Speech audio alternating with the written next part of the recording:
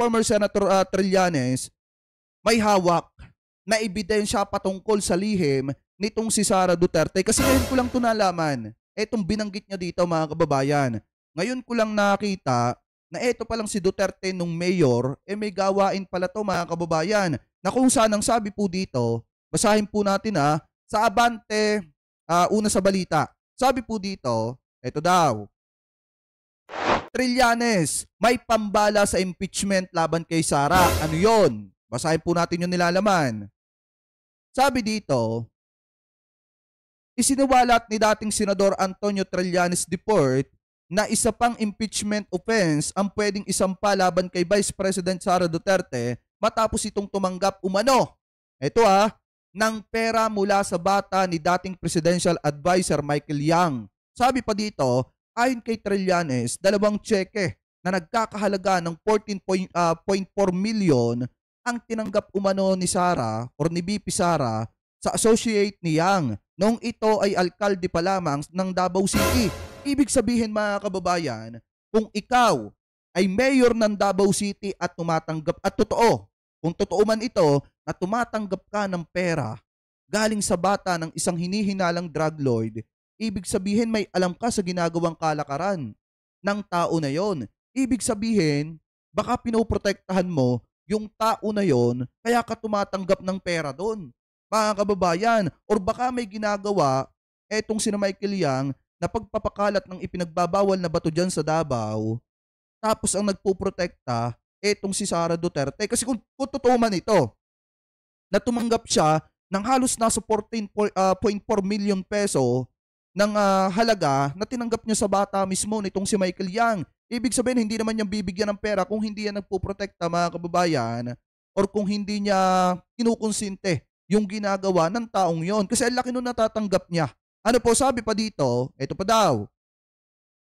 Bukod daw ito sa issue ng 125 million confidential and intelligence fund or itong tinatawag na CIF na maaaring gamiting basihan ng impeachment laban sa Vice Presidente. In additional to the 125 confidential intelligence fund misuse, Sara committed impeachable offense or offenses, bribery.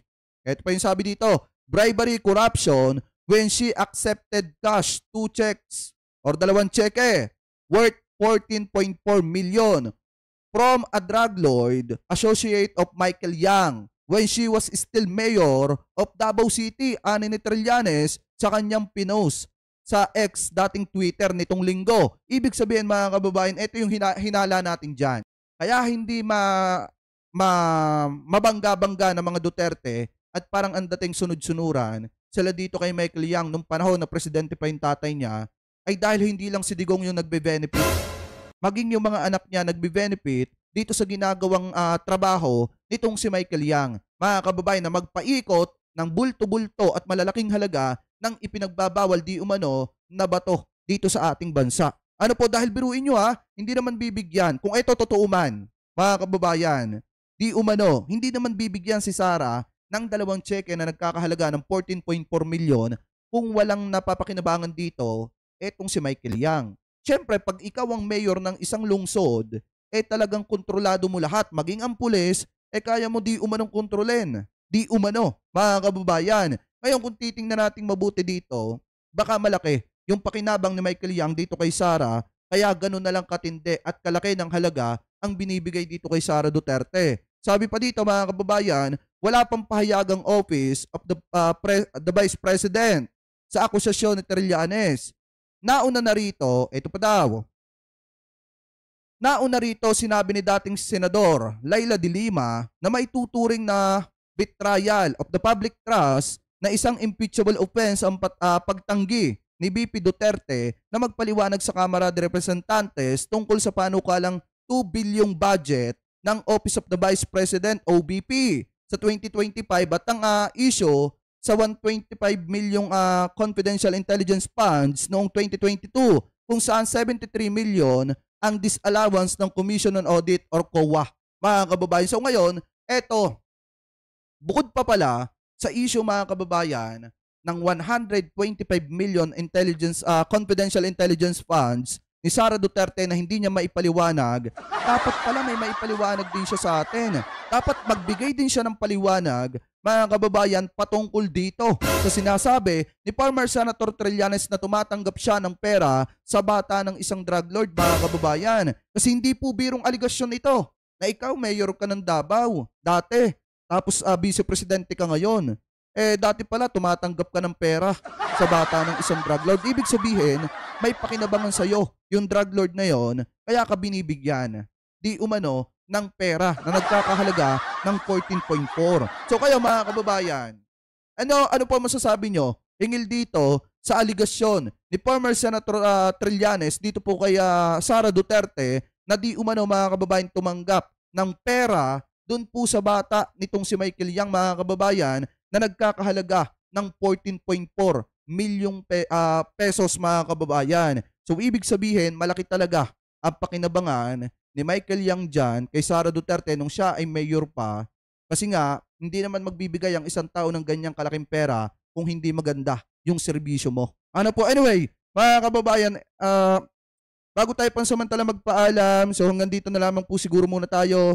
Pero bago po tayo pansamantala magpaalam, mga kababayan, comment below na lamang po kung ano po masasabi nyo hingil po dyan sa balita pong yan. At bago tayo pansamantala magpaalam, basa-basa po muna tayo ng inyong mga komento. Sabi dito ni Mike Knight, mayaman ka na. Kaya nga mayaman na siya. Kaya sabi ni Susan de la Cruz, wala nang maraming salita, impeach yan. Dapat nga, o ko tatanungin, impeach agad yan para wala nang matanggap sa gobyerno at hindi na makatakbo sa pagka-presidente, mga kababayan. Or kaya pagka-mayor ng Davao. Ano po? Anyway, shoutout kay Inay the Survivor. Ayan, 379, pagaling po kayo ha. Betrayal of Trust. Ayan, mega love shoutout po Ate Jenny Eggsy. Ayan, Kuya Regan, Banky Rigo. Ayan, mega love shoutout na napakasarap. Solid. Dapitan City, Marcos at Dipolog City. Ayan, mega love shoutout po ha. Shoutout kay Mental Charge. Ayan, Benito, yung flood control na yan, panahon pa yan ng Duterte admin. Yes, panahon pa ni Duterte yan, yung flood control na yan. May mga budget yan, mga kababayan. Kaso nga lang, hindi nila tinarabaho. Anyway, shoutout po ha. Ayan, Francis, Sara Kurap, impeach. Dapat talaga ma-impeach. Ay, shoutout kay kay Ma'am Lori, ayan, mamawag. Kaya gusto, malaki budget, gagamitin sa campaign ng maaga. Yes, isa na nga lang halimbawa dyan, yung libro ni Sara Duterte na inilabas na dapat talaga ginagastusan niya, kaso ang gusto niya gastusan pa ng taong bayan, ng pera ng taong bayan. Anyway, shoutout mga kababayan ha. Shoutout din kay Dolly Babes, ayan, mega love shoutout po na napakasarap. Shoutout din mga kababayan kay Ma'am Chay Cheer, kina Inay Lizagon, kina Kuya Breakong, mega love shoutout po na napakasarap. Anyway, mga kababayan, siguro hanggang dito na lamang po muna tayo at pansamantala po muna tayo magpapaalam. Pero bago po tayo pansamantala magpaalam, maraming salamat sa lahat ng Team Replay na hindi po nakakalimutan mag-iwan ng inyong mga komento, mag-like ng ating mga video, mag-subscribe dito sa ating YouTube channel, at higit sa lahat, huwag mag-skip ng ating mga ads. Maraming salamat po. Ingat po kayo palagi. God bless po. Thank you po.